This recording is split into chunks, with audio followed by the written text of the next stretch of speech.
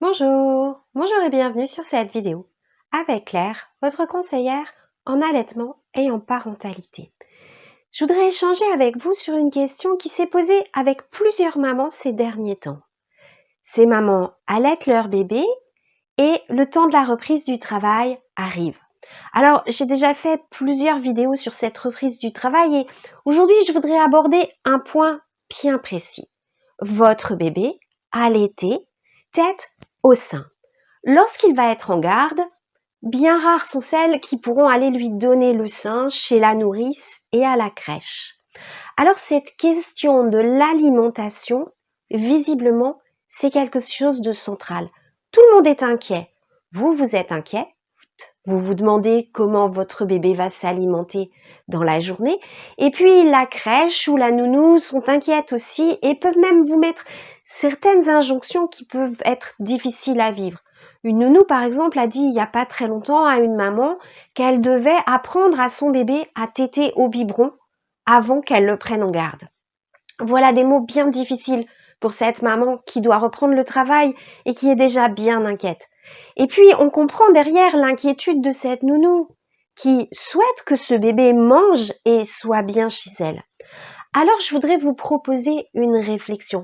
On est tous inquiets sur cette question de l'alimentation. On se demande tous comment ça va se passer. Parents et professionnels de la petite enfance. Et parce qu'on est inquiet, c'est sur ce point-là qu'on va particulièrement insister pendant l'intégration. Et pourtant, l'alimentation au moment des premières heures d'intégration doit-elle vraiment être le centre de préoccupation?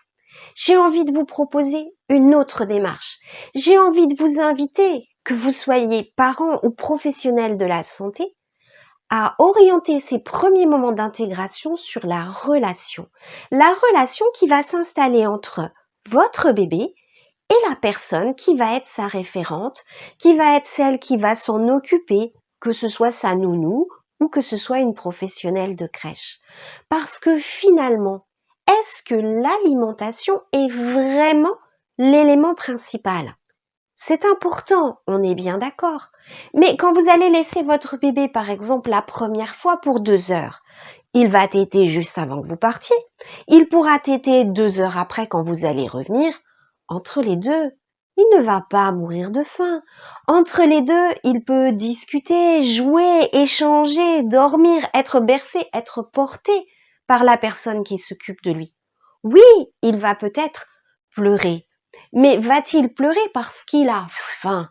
Non, il va pleurer parce qu'il aura besoin d'être rassuré. Il aura pleuré parce qu'il va chercher sa maman, qui est la personne la plus importante, la personne essentielle dans sa vie, sa figure d'attachement premier. Alors c'est là que toute la subtilité de la personne qui va garder votre bébé entre en jeu, tout son professionnalisme, parce que petit à petit, c'est elle qui, parce qu'elle est professionnelle et parce qu'elle est compétente, va réussir à rassurer votre bébé et à rentrer en relation avec lui.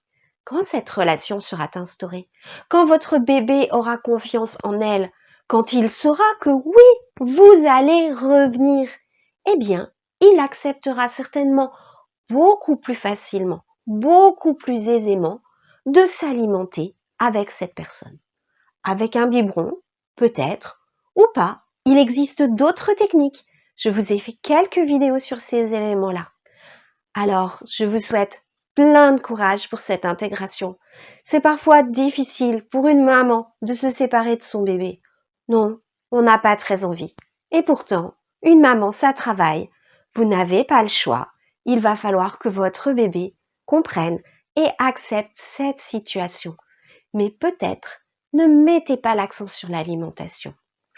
Voilà, j'ai un petit peu essayé de balayer et d'évoquer de nouvelles idées pour favoriser l'intégration de votre bébé et vous aider à reprendre votre travail.